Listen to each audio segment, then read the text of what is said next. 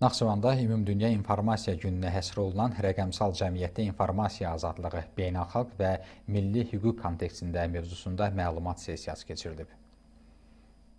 Naxçıvan Muxtar Respublikasının İnsan Hüquqları üzrə müvəkkili Ombudsman aparatının Naxçıvan Muxtar Respublikası Rəqəmsal İnkişaf və Nəqliyyat Nazirliyinin Hüquqi Sosial Araşdırmalar və Maarifləndirmə Mərkəzinin birgə təşkilatçılığı ilə keçirilən tədbirdə informasiya sahibi olan dövlət orqanlarının əməkdaşları, həmçinin media nümayəndələri iştirak ediblər. İnsan Hüquqları üzrə müvəkkili aparatının şöbə müdürü Vahidə Bayramova və Rəqəmsal İnkişaf və Nəqliyyat Nazirliyinin əməkdaşı Cavid Musayev tədbirin açılışında çıxış edərək rəqəmsal mühitdə informasiya azadlığının təmin olunmasının insan hüquqlarının müdafiəsi baxımından strateji əhəmiyyət daşıdığını vurğulayıb, bu məqsədlə təşkil olunan məlumat sessiyasının müasir hüquqi çağırışlara cavab vermək və ictimai maarifləndirməni gücləndirmək baxımından mühüm rol oynadığını qeyd ediblər. Azərbaycan Respublikası Vəkillər Kollegiyasının üzvü, Hüquqi Sosial Araşdırmalar və Maarifləndirmə Mərkəzi İctimai Birliyinin həm təşkiçisi və idarə heyətinin sədri Esmirət Ağayeva informasiya azadlığının beynəlxalq və milli hüquq normalarında necə tənzimləndiyini, bu azadlığın ifadə hüququ, şəxsi həyatın toxunulmazlığı və məlumatların qorunması ilə əlaqəsini izah edib.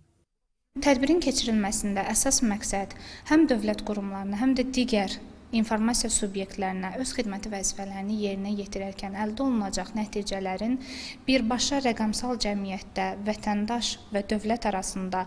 əlaqələrin gücləndirilməsinə və dövlətə olan etimada gətirib çıxaracağını çatdırmağa çalışmışıq.